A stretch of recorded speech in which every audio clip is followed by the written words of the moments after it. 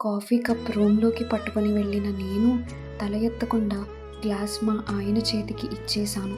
తను గ్లాస్ తీసుకుని టీ తాగుతూ, నేను స్నానం చేసి వస్తాను, నాకు బట్టలు తీసిపెట్టు, టిఫిన్ కూడా రెడీ చేయి అని చెప్పి వెళ్ళారు. దించుకున్న తల ఎత్తకుండా తల ఊపుతూ సరే అన్నట్లు సమాధానం ఇచ్చాను.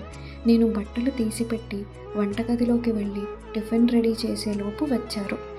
టిఫిన్ వడ్డిస్తే తినేసి వెళ్ళారు.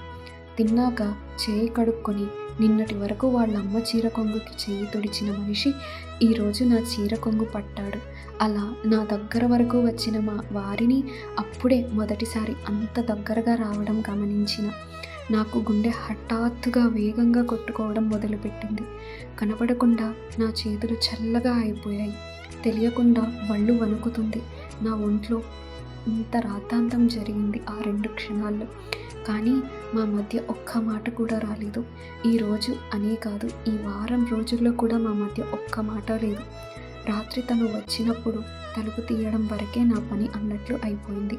తను అలా బైక్ వేసుకొని వెళ్ళాక మా అత్తయ్య గారు నాతో మాట్లాడుతూ ఇలా అంటున్నారు, నీతో పెళ్ళయ్యాకే వాడు మెల్లగా దారిలోకి వస్తున్నాడు. 2 రోజుల నుంచి ఫ్యాక్టరీ వ్యవహారాలు తెలుసుకుంటున్నాడు. ఈరోజే ఫ్యాక్టరీకి వెళ్తున్నాడు అని చెప్తున్నారు. ఇది విన్న నేను ఓన్లే ఒక దారిలో పడ్డాడు అని అనుకుంటూ నన్ను పెళ్లి చేసుకోవడం వల్ల అయితే కాదు, ఇప్పటికి బుద్ధి పుట్టి ఉంటుంది, లేక వాళ్ళ నాన్నగారి మాటలకు మారి ఉంటాడు అని నాలో నేను అనుకున్నా. అనిల్ నిజంగానే స్వేచ్ఛని పెళ్లి చేసుకోవడం వల్లనే మారాడంటారా? చూద్దాం. ప్లీజ్ లైక్ చేయండి. అండ్ నెక్స్ట్ ఏం జరుగుతుందని మీరు అనుకుంటున్నారో కామెంట్ చేసేయండి. Thank you.